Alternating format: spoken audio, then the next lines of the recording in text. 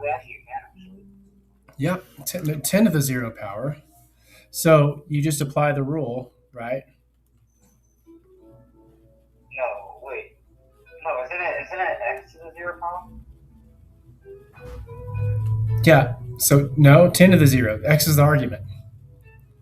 It's Oh yeah, always sorry. base to the independent. The base to the dependent variable is equal to argument.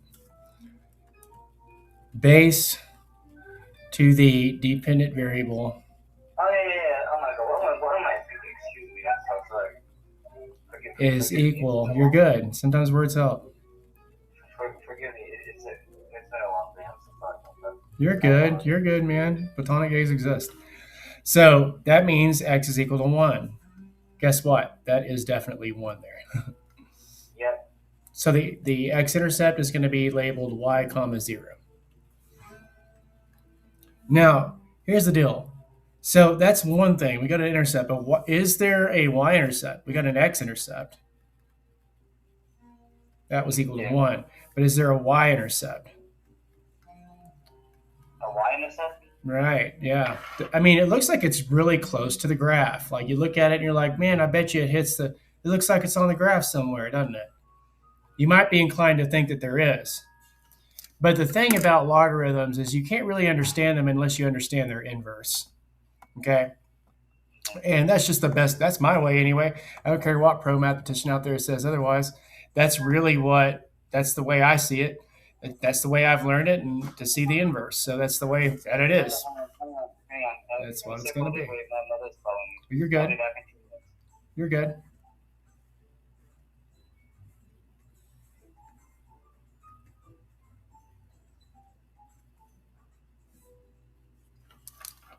Hmm. One of the best way, right? You said that y equals zero, and you said that is Rhetorical. I know where we're at, dude. I'm just kidding. Thank you, Zay. So, bro, I'm just kidding. No, I usually do. You're like, usually I do have to ask you, don't I? I'm on top of it today, Padawan. I got this. So I know. So here's the thing. Now, what if we went like further on down, right, all the way to like maybe it looks like that line gets closer and closer and closer to the y-axis, yeah, doesn't it? It sure yeah. does. As x gets smaller. So let me write that out. As x gets smaller, Is larger. y It gets goes down, and it's larger hitting the right. negatively. Yes. Correct. So what does that tell us? Well, let's think about this. If I plugged in x is equal to 1/2, right? Let's see. In fact, let me think this through first. We know that when x is equal to 1, y must be equal to 0. Zero. 10 to the y, or 10 to the 0, of course, is 1. And then we know that y would have to be 0 in that case. But if we say that, let's just start with y instead of x. I say as x gets smaller, but however, as y, I should say however, or I'll just say as y. So as y gets, I could say, uh, as y gets larger negatively, x gets smaller and smaller. That means it's getting closer to the y-axis. It's another way of seeing that. So then that tells us that if I plug in -2 here, we've got 10 to the -2, which is equal to 1 over 10 squared, which is 1 over 100. That's 1%, right? Yes. What happens when we It's so put, small. that's small. So x is like literally equal to 0.01 only when y is -2. And that's why it appears to look like it's on the y-axis, but it never actually touches it. So let's go to like -5. I'll start small. So 10 times 10 is 100. Is 100. 100 times 10,000. That's 100. 1 over 10. What is that? 1 over No, 100,000? 100,000. 100,000. Yeah, that's even smaller. I don't even know. The decimal would be so small. 1 times 10 to the -5, right? Now, like that's not even 1 times 10 to the minus 5 or close. Who cares if it's minus 4 minus 5? All we know is that it's getting smaller, you know? So then what happens if it's negative 10? Oh my god, it's gonna be You know one what? Let's to not even write it down because 1 over 10 to the 10 is 1 over huge, yeah. which means 1 over huge has to be what? As a fraction, if you've got 1 over something big or 1 over huge, that means your number is equal to what? Probably like What's a better word that encompasses anything, any number? 1 over huge is what? So 1 over 100 is a small number, but 1 over 100,000 is smaller. And 1 over huge is even smaller. small. Okay, 1 over huge is small, right? That's what we're getting at. So in order to understand the graph, you algebra students really need to understand the basic, and I do mean basic, understanding of a limit. The limit as x goes to 0 is in negative infinity, right? That's because y is becoming more negative as x gets smaller. In other words, the limit as x gets small equals something negative and big. Mhm. We just say that that's negative infinity. That's important because that eliminates you having to do all this. So then the math person, they say, I hate math. Well, Mr. Smasher says, well, if I knew math, if you knew math, right, then let me be a little funny here.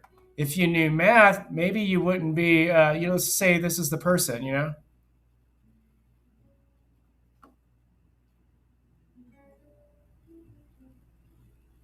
No, God, please, no. Yeah, Oh, yeah. We don't want to do the like. We're not good at math. We want to do math. It's like, well, if you want to make your life easy and not do all this, maybe do it a few times first. mhm, Now, just hear me out on this. The more times you expend making a mistake on something, and that's the whole process of learning, the quicker you are at getting over your mistakes and actually encouraging them, right? Without losing your keeping your head on the swivel. Don't lose your head over it, but the more mistakes you make, right, and the quicker you are to get them around them, the quicker you are getting around them and around them being graphing. So if you keep doing these tables, you're like, you know what? I don't consider the table to be your mistake. In other words, maybe I shouldn't be so loathsome with this material and I should approach what this nuanced information because math is de facto learning something new, its definition. So you have to step into the void of the unknown courageously. It's not about being these horrible connotations of, oh, you're a nerd if you're math, or just leave it to them. No, life is math, everything. A dog knows math because a dog has to learn something new. That's the definition. So do your table, right? And I know that set like a whole chunk of info, like that was a whole spill, right? But it's important that we understand this because I've done this for years. And I'll tell you that I know that people make the mistakes because they don't do the hard work to realize that it's actually easy. Because you don't have to cram numbers when the idea is sitting right there beneath you, right? The limit is x. We just proved numerically, right, that no matter what happens, as x gets smaller and smaller, y gets more negatively big, doesn't it? yeah. Do you know that I can't stand it when people say, I hate math, and then they turn around and talk about black holes, and I'm like, I'm leaving the conversation. Do you know why Mr. Smasher says that? Why? Well, for one, I like this mathematical exact function, the log here, for that reason. Because not only does this model something similar to a lot of things, it demonstrates the behavior of a black hole. So the same person that says they don't know math and they mention black holes, I'm like, do you not like math? You seem to like the idea of black holes. They're the same thing. So, literally, mathematically, in the most basic sense, this would be the equivalent of an infinite potential well, right? Or an infinite gravitational well, I should say, in that context. So it's important that we understand that you can understand this like with letters and symbols, and notice there's not one number in there, right? Let me, does that make sense? Yes. But the real question is, when we're doing this, is why do I not see a negative value for x? Why can y never be negative?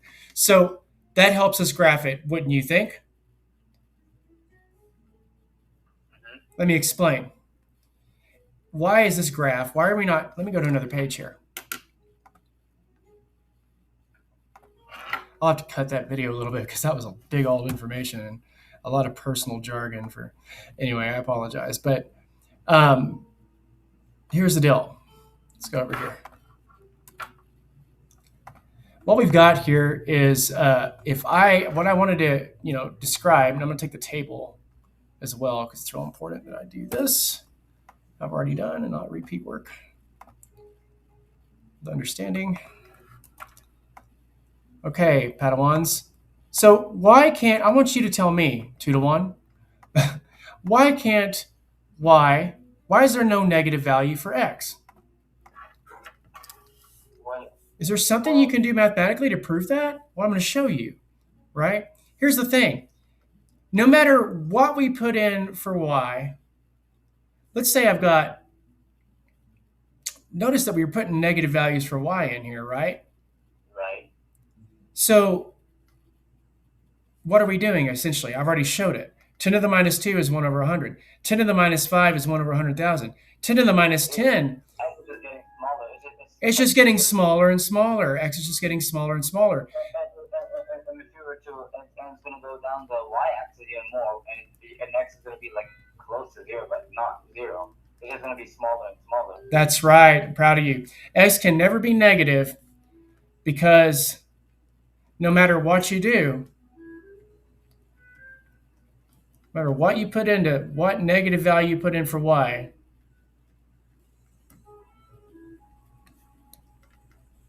you put for y, x just gets smaller and smaller.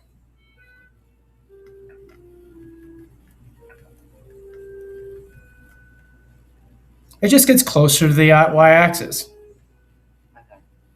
doesn't it? Closer to y, but never on it. What's another way of saying that? Well, if it's never on it, will this ever give you 0? No, right? No. Why is that? Because it becomes 1 over something huge, right? But it'll never give you 0 for the same reason. It's going to be like micro something. Right. It just gets what? Smaller and smaller. Closer to y, albeit x getting closer to 0, but never actually on it. But never on y. That's when x equals 0. Never. Because there's nothing you can put in there that'll make that happen. So now you understand. But what happens if y becomes more positive, or if x becomes more positive? Well, we can extend our table out and get, why does it seem like the logarithm grows so slowly, right? That's the whole crux behind these as well, right? So let's address the more simplistic part of the graph. What happens as right now we're examining the long run behaviors is what we call this. We're examining the long run behaviors of this function and logarithmic function. And if I extend this out, this table to, values that are, and notice how I look at this with the inverse, right? That's what makes sense out of this, right? So if I can go ahead and put in, just for convenience sake, I'll actually put y again over here as log base 10x so that we know we're doing the same y, that we've been doing that this whole time. So let me go ahead. I don't know if I failed to mention that before, but so what we've got is we've done these values. We know that y can be 0, but now let's kind of go up the chain. We know 0 is 1 and blah, blah, but now let's do 1 and 2 and 3. Well, now you've got I'm sorry. Let me backtrack here. We'll have to go the other route with this. And see, this is why I like doing inverses, right? Looking at the inverse in the table. It's kind of like it. Notice how that eliminated the horizontal and vertical motion when you're doing a table. It just made sense when you started looking at the numbers in the abstract, didn't it? Didn't it, Aladdin? It made perfect sense. And you're not even having to but then you look back at the graph and you start putting your points and then connect the dots and you're like, oh, now it makes sense. So now let's start with X. It's actually more convenient to do X now, I believe. So if I do X is equal, we could try maybe we want to get Y is equal to 1, but let's try, let's see, 10 to the 1. Will X ever actually equal? Yeah, it does at one point. That's when Y is equal to 0. What do we get? How can we get Y to be 1? 10 to the 1 is equal to 10. 10 to the 2 is equal to 100. So notice how I'm saying that. So I do 2 to the 1. I do 1 here. And 10 to the 1 is equal to 10 for X, right? So you're not even, I don't even have that on the graph, but that'd be like way out here. Yeah. So that's X equals 10, and that's when it equals 1, like somewhere way out in the sticks. So it grows really slow, doesn't it? Yeah. But as we pass 1, we get a drop off. We already analyzed that. This is the drop off. I made that term up, right? So there's a point really where this starts to get very largely small, and a point where it goes back to being slow if we're looking left to right. So, which I highly promote people to do. Start seeing the graph split. What happens on positive X if I go to the right? What happens on negative X if I go to the left? This is how they talk about, this is why they mentioned in behavior. Because when you mention in behavior, it kind of eradicates, are we going from left to right always or right to left always? Well, kind of not and kind of yeah. We're kind of looking at both. We're just inspecting what's going on. We're not saying in the science exactly what direction this is going per se. We're just analyzing the behavior of the function itself, log base 10x. So let's actually try y is equal to 2. If y is equal to 2, then x is equal to 100.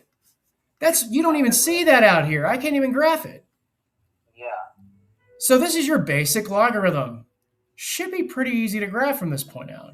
And look how now that you know the idea of log base x, now you get an idea of how you might graph them. Now, if you did, let me put another one on here. Let me put one that might be not more complicated. I could do, let's see, x do x plus 2 or something basic, right? Something easy.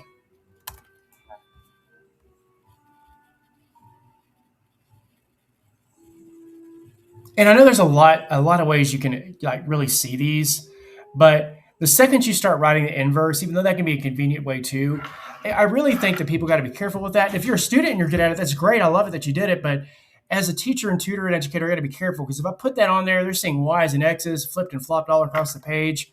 I like to really kind of keep it raw, direct, and straightforward with my tables. If I introduce a new one, I've noticed the kind of like the complicated loop teachers get in, where it's like, oh crud, now I got all these things. I have to. You're really losing the mind of your students, so I have to really kind of be careful how I break that down. Now, I think that I have this here proper now. Yeah, there we go. So let me actually get this graph out here and show you what goes on when we have a horizontal translation. And kind of inspect what's going on with these graphs. So again, just like the other graphs before when we were doing translations, you understand this quite well at this point, even if you didn't understand logs. Let's say that you have y is equal to log base 10, and then in that logarithm, now from here on out, instead of parentheses, I'm going to use a bar, okay? I know it's kind of late in the game, but there's a reason for it. We usually do log notation with bars, and I'll get into that later. But let's say you've got log base 10 of x plus 2, right? Let's understand the graph of this translation. So if it's plus 2, then what do you have to do? Well, like you do, you bring a 10 to the other side, so it's going to be 10 to, y, to the y, and to the y side equals x plus 2, right? Right. So we just move that puppy on back, right? Oh, look, it's a it's a transformation. Yeah, that's right. So let's kind of look at the graph on this one. This one's a little odd because earlier we knew the log base 10 of x by itself just gave us, but remember, you have to go from 1 to 0 to -1. So it shifts it by that because the logarithms, it's a little tricky. It doesn't start at 0, right? So you would be over by the log x intercepting at the intercept of x is equal to 1 to the intercept of x is equal to -1. But let's inspect to see why that's occurring. So no pun intended. Let's put this back a little bit.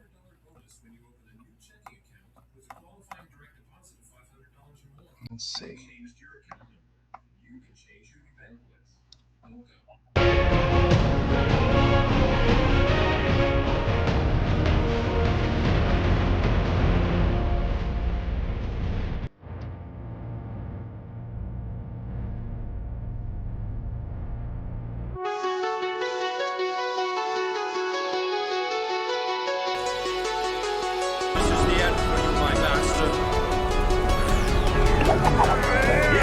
Ninja vanish!